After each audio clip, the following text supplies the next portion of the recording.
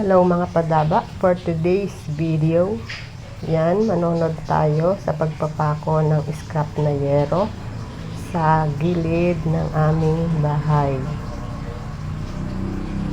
Scrap na yero muna po ang aming ginamit habang wala pang hollow blocks.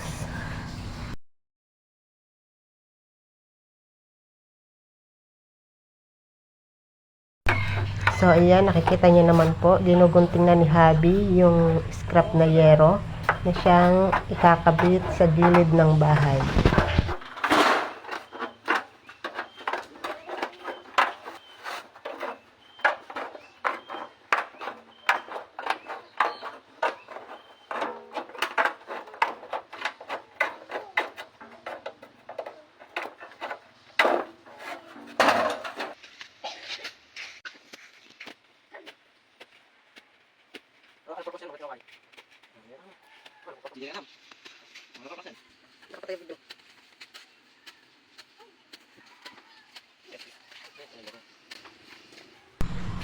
Yan po yung mga scrap na yero na pinamimilian ni Habi para sa ikakabit sa gilid ng aming bahay.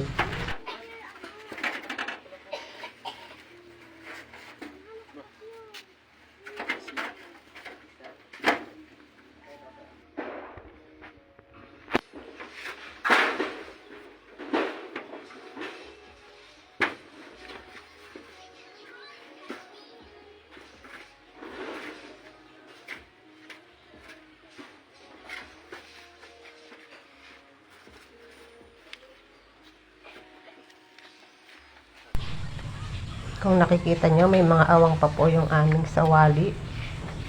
Sa susunod po, ayan naman ang lalagyan ng ipit para hindi na po siya nakaawang.